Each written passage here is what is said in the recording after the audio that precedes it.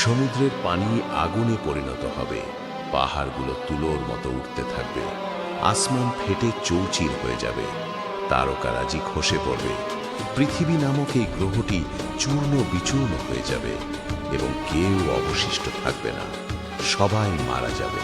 আজ আমরা যে রমজান পাচ্ছি, রোজা রাখছি, মসজিদে গিয়ে তারাবি পড়ছি এবং কোরআন তেলাওয়াত করছি, কিন্তু কখনো কি ভেবে দেখেছেন একদিন এমন সময় আসবে যখন শেষবারের মতো রমজান মাস আসবে, তারপর আর কোনো রমজান আসবে না, কোনো রোজা হবে না, কোনো তারাবি হবে না, কোনো কোরআন তেলাওয়াত হবে না। আজকের এই ভিডিওতে আমরা জানব কোরআন ও সহিহ হাদিসের আলোকে কিয়ামতের আগে পৃথিবীর শেষ রমজান কেমন হবে, কি ঘটবে সেই সময়, মানুষের অবস্থা কেমন হবে আর আমাদের কি করা উচিত। গল্পের শুরুটা ধ্বংস দিয়ে নয়, শান্তি দিয়ে। দাজ্জালের ফিতনা শেষ হয়েছে, হযরত ঈসা আলাইহিস সালামের যুগও একসময় শেষ হবে। পৃথিবী জুড়ে তখন ইসলামের জয় জয়কার, মানুষ আল্লাহকে ভয় করবে এবং তার ইবাদতে মশগুল থাকবে। এমনকি একটা ডালিম খেয়ে একদল মানুষ তৃপ্ত হবে এবং বাঘ আর হরিণ একসাথে পানি খাবে। পৃথিবী তখন বরকতে পরিপূর্ণ থাকবে। কিন্তু আমরা জানি দুনিয়া চিরস্থায়ী নয়। হযরত ঈসা আলাইহিস সালাম ইন্তেকাল করবেন, এরপর ধীরে ধীরে মানুষ আবার দুনিয়ামুখী হতে শুরু করবে, আল্লাহ তাআলার বিধান ভুলে পাপাচারে লিপ্ত হওয়া শুরু করবে। ঠিক তখনই আল্লাহ তাআলা তার চূড়ান্ত পরিকল্পনার প্রথম ধাপ শুরু করবেন। হাদিস শরীফে এসেছে, তখন ইয়েমেন বা শামের দিক থেকে একটি বিশেষ বাতাস প্রবাহিত হবে। এই বাতাস কোনো ঝড় নয়, কোনো তুফান নয়, এটি রেশমের মতো নরম, কস্তুরীর মতো সুগন্ধিময়। এই বাতাস যার শরীরে স্পর্শ করবে, যার অন্তরে সরিষার দানা পরিমাণও ঈমান আছে, সে মৃত্যুবরণ করবে। আল্লাহ তাআলা তার প্রিয় বান্দাদের এই পৃথিবী থেকে সরিয়ে নিলেন। কিন্তু কেন সরিয়ে নিলেন জানেন? কারণ সামনে যে ভয়াবহ আযাব আসছে, যে বিভীষিকা আসছে, তা যেন তার প্রিয় মুমিন বান্দাদের দেখতে না হয়। এটা ছিল মুমিনদের প্রতি আল্লাহর শেষ দয়া। এখন পৃথিবীতে কারা বেঁচে রইল? বেঁচে রইল শুধু তারা যাদের অন্তরে আল্লাহর বিন্দুমাত্র ভয় নেই। নিকৃষ্টতম মানুষগুলো, পশুর মতো মানুষগুলো। পৃথিবীতে এখন তাদের রাজত্ব। পৃথিবীতে এখন আর কোনো মুমিন নেই, কিন্তু তবুও মানুষের ঘরে ঘরে কোরআন শরীফ আছে। মসজিদে বিশাল সব কারুকাজ করা কোরআন রাখা আছে। লাইব্রেরিতে লক্ষ লক্ষ কপি তাফসীর গ্রন্থ আছে। হঠাৎ এক গভীর রাতে এক অলৌকিক ঘটনা ঘটবে। তা হলো পৃথিবী থেকে কোরআন শরীফ উঠিয়ে নেওয়া হবে। আব্দুল্লাহ ইবনে মাসুদ রাদিয়াল্লাহু আনহু বলেন, কোরআন শরীফ উঠিয়ে নেওয়ার পর মানুষের মুখে শুধু থাকবে লা ইলাহা ইল্লাল্লাহ। এটাই তারা বলতে থাকবে।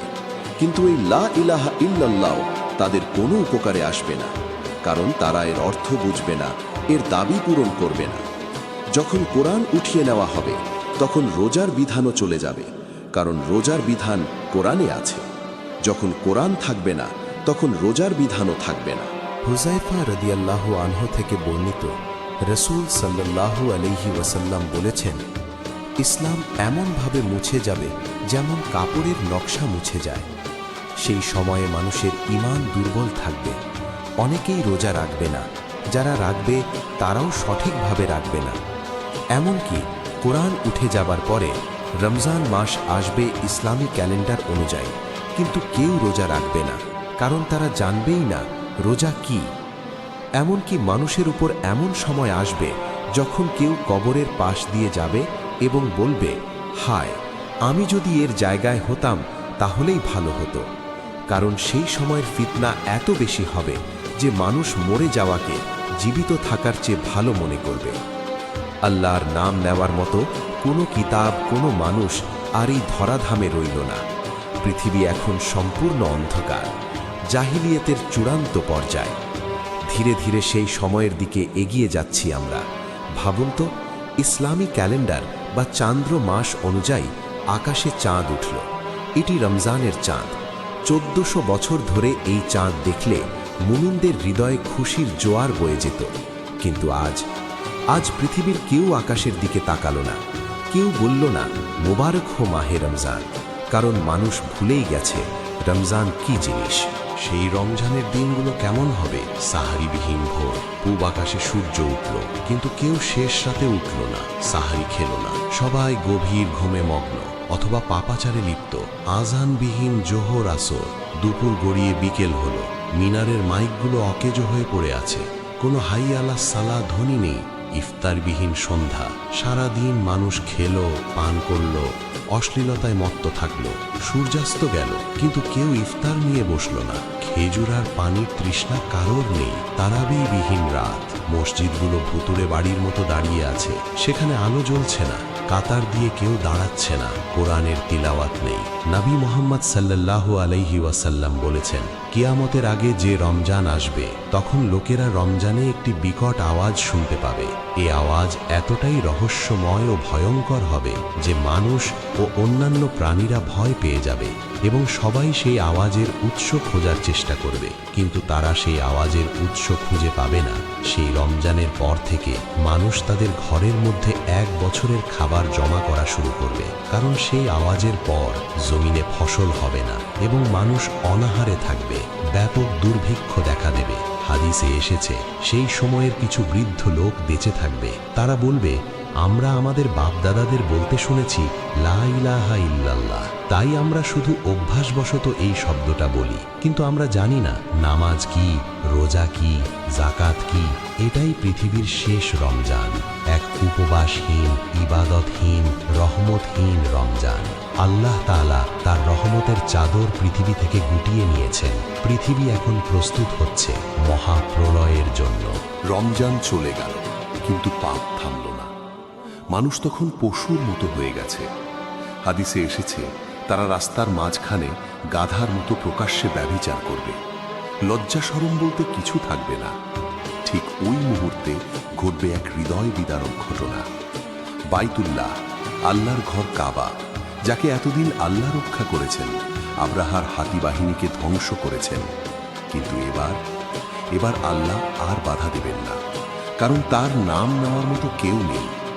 হাবশা থেকে এক ব্যক্তি আসবে। হাদিসে তার বর্ণনা দেওয়া হয়েছে, 2 চিকন পাওয়ালা এক হাবশি। সে তার দলবল নিয়ে মক্কায় ঢুকবে।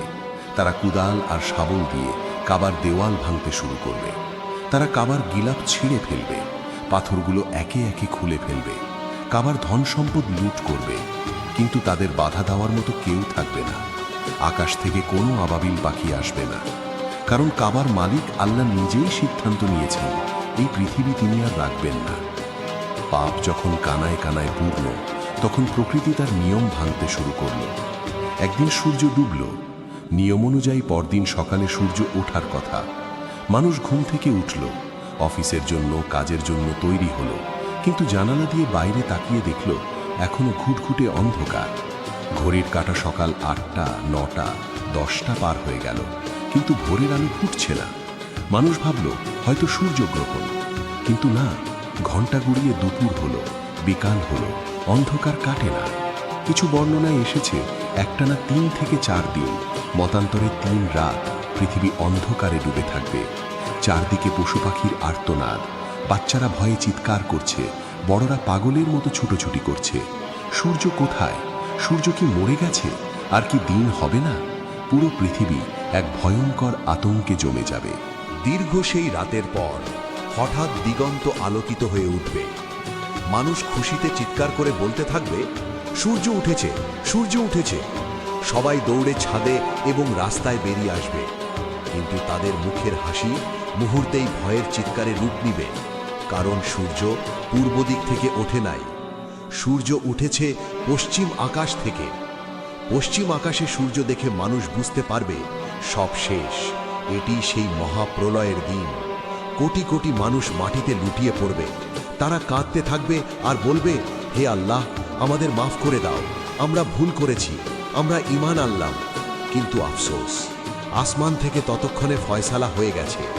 পশ্চিম আকাশে সূর্য ওঠার সাথে সাথে তওবার দরজা লোহার কপাটের মতো চিরতরে বন্ধ করে দেওয়া হয়েছে। এখন আর কোনো কান্না, কোনো সিজদা, কোনো অনুশোচনা কবুল হবে না। পরীক্ষা শেষ, এখন শুধু রেজাল্টের পালা। সূর্য মধ্য আকাশে এসে আবার পশ্চিমে ডুবে যাবে। এরপর মক্কার সাফা পাহাড় বিকট শব্দে ফেটে যাবে। ধুলোর ঝড়ের ভেতর থেকে বেরিয়ে আসবে এক অদ্ভুত প্রাণী, দাব্বাতুল আরদ। এই প্রাণীটি মানুষের ভাষায় কথা বলবে, বিদ্যুতের গতিতে পুরো পৃথিবী ভ্রমণ করবে, কাফেরদের নাকে এসে দাগ দিয়ে দেবে, যাতে তাদের চেহারা কুৎসিত কালো হয়ে যায়। পৃথিবীর সব মানুষ চিহ্নিত হয়ে যাবে। এরপর আসবে শেষ আঘাত। ইয়েমেনের আদন নামক স্থানের আগ্নেয়গিরি বিস্ফোরিত হবে। মাটির নিচ থেকে দাউ দাউ করে বেরিয়ে আসবে এক ভয়াবহ আগুন। এই আগুন বাড়িঘর পোড়ানোর জন্য নয়, এই আগুন মানুষকে তাড়ানোর জন্য। মানুষ ভয়ে উত্তর দিকে বা শামের দিকে দৌড়াতে শুরু করবে। পিছনে বিশাল আগুনের কুণ্ডলী। মানুষ দৌড়ায়, আগুনও দৌড়ায়। এভাবে এই আগুন সারা পৃথিবীর মানুষকে তাড়িয়ে নিয়ে যাবে শাম দেশে, বর্তমান সিরিয়া ফিলিস্তিন অঞ্চল। এটাই সেই হাসরের ময়দান, যেখানে মানুষের বিচার হবে। সারা পৃথিবীর মানুষ এখন এক জায়গায় জড়ো হয়েছে, ভীতি, আতঙ্ক আর হাহাকার চারদিকে।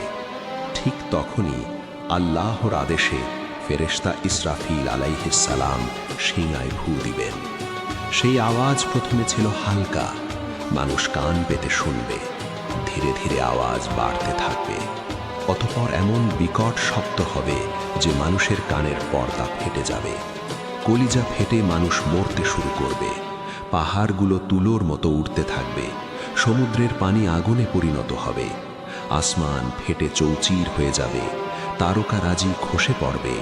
পৃথিবী নামক এই গ্রহটি চূর্ণ বিচূর্ণ হয়ে যাবে।